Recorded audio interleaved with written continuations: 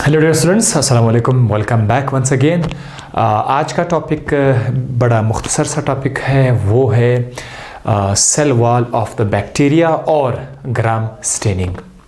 जी हाँ, जैसे कि आपको पता है कि बैक्टीरिया यानी प्रोकैरियोटिक सेल, उसके आसपास एक कवर होता है जिसे हम लोग सेल वॉल कहते हैं। और ये जो सेल वॉल है, अगर मैं डायग्राम लिख दूं कि ये हमारे पास एक बैक्टीरिया का एक डायग्राम है, ये एक सिंगल सेल है जैसे आपको पता है, और ये सेल मेम्ब्रेन है। सेल मेम्ब्रेन के आसपास आपको क्या मिलेगा? सेल मेम्ब्रेन के आसपास आपको एक और कवर मिलेगा, इसकी हम बात कर रहे थे। This is called as cell wall. ये जो है ये इसका सेल वॉल है, ठीक है, बैक्टीरिया का सेल वॉल है।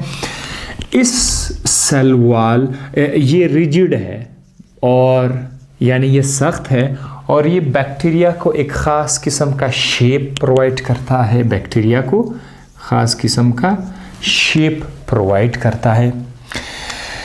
इसके अलावा ये जो सेल वॉल है ये तकरीबन हर बैक्टीरिया में है, मां सिवाय एक बैक्टीरिया के जिसका नाम है माइकोप्लाज्मा।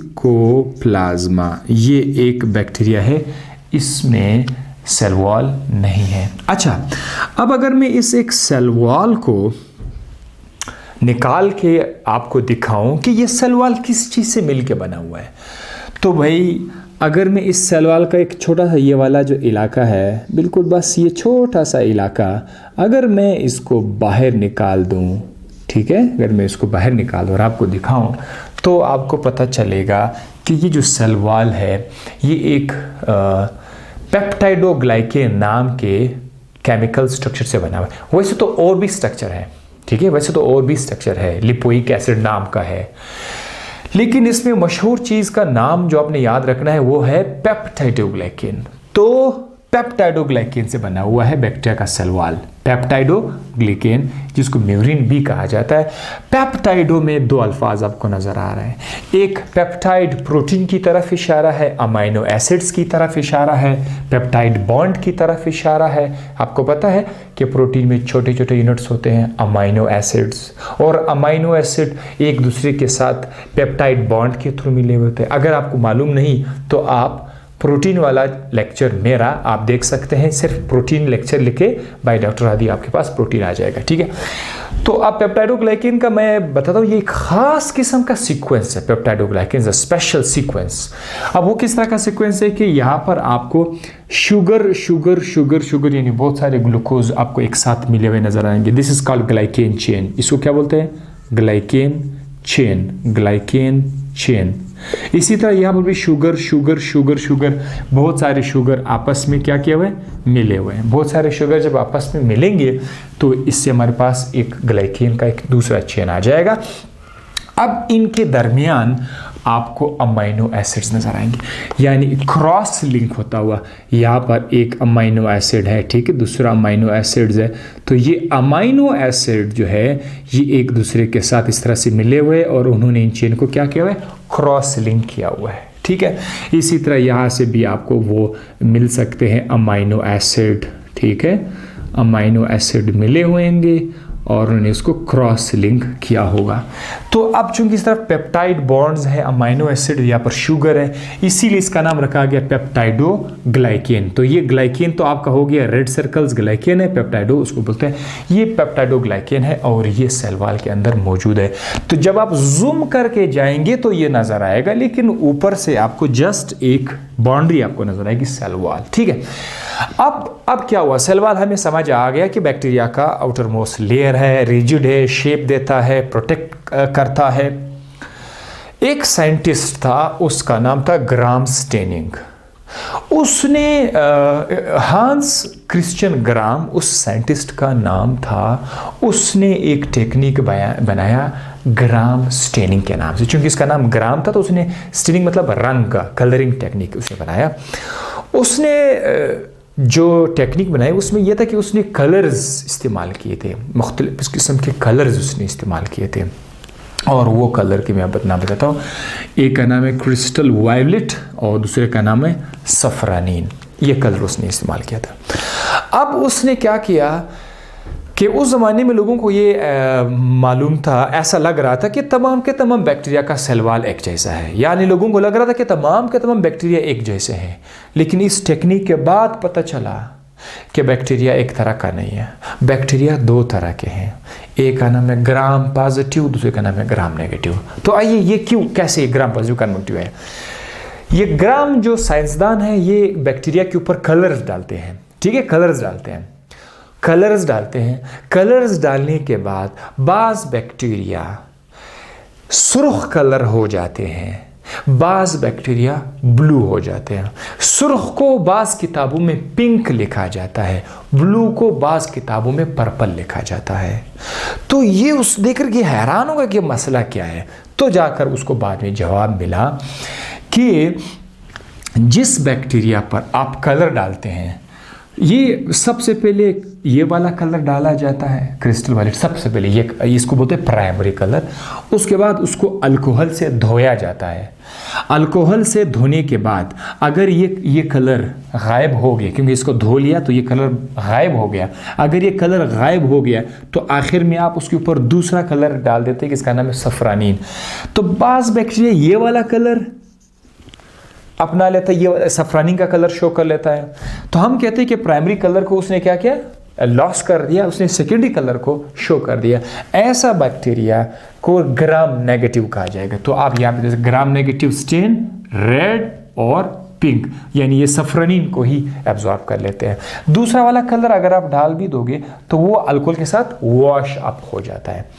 अब दूसरा जो बैक्टीरिया है ग्राम पॉजिटिव, ये क्या है, इस पर जब आप क्रिस्टल वायलेट का कलर डाल देते हैं तो अल्कोहल से वॉश नहीं होता, बल्कि ये कलर रिटेन कर लेता है। ये कुछ बैक्टीरिया इसको रिटेन, बजाय को वॉश करने को उसको रिटेन कर लेते हैं।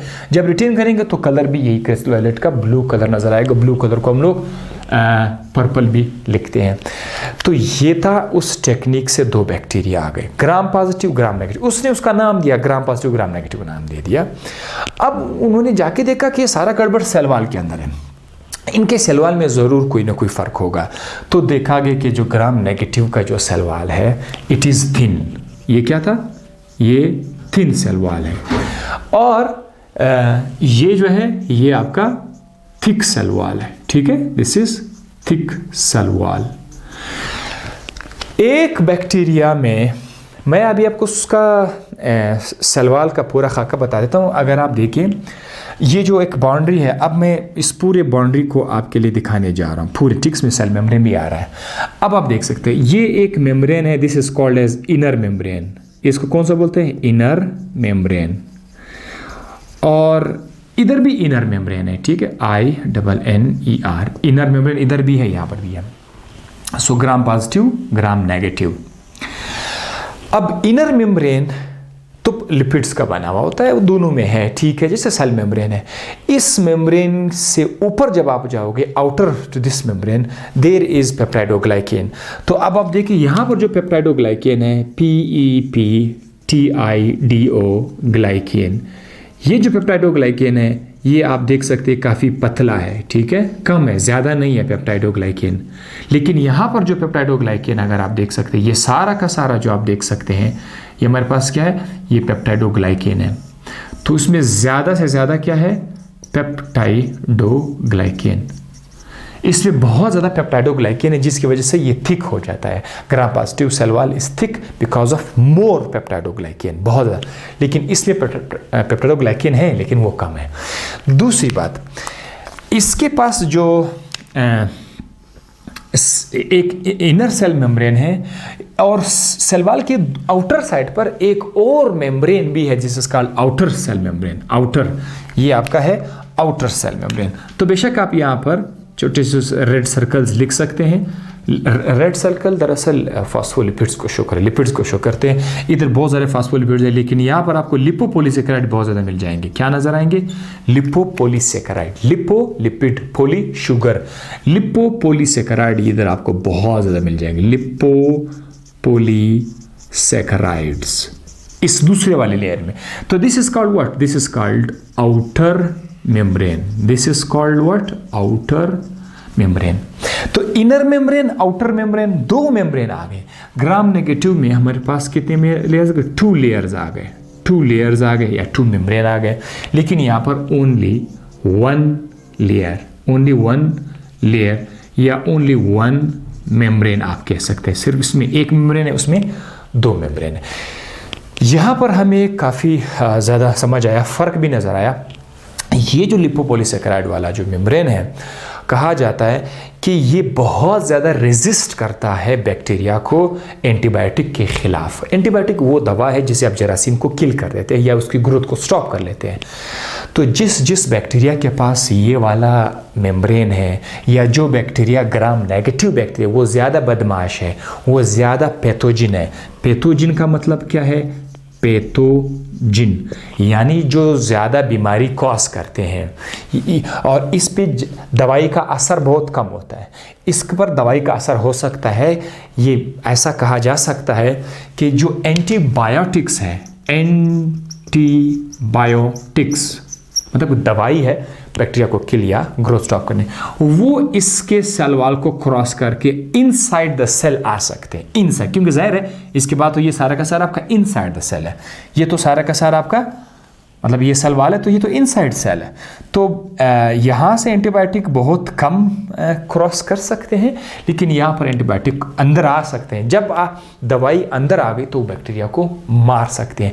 इसीलिए Gram negative is more resistance to antibiotic as compare to the Gram positive. अब एज अ रिजल्ट ये इतना ज़्यादा बदमाश नहीं हो सकता। चलो ठीक है, डिजीज़ कॉज करते हैं, लेकिन इसके मुकाबले में ये ज़्यादा पैथोजेनिक है। तो मुझे बात सुन के थे, सर लेक्चर के बाद आप थोड़ा साइड हुआ कर, ये रहा भाई, आप लोग पूरा का पूरा तस्वीर ले सकते हैं, स्क्रीनशॉट ले सकते हैं। छोटा सा लेक्चर था, आई होप आपको समझ आ गया होगा। कापी पर अपने पॉइंट्स ज़रूर लिखा कर, ये नहीं कि आपने अभी देख लिया कि सारा समझ आ गया और आप खुश हो गए, ये आपके माइंड से निकल जाएंगे।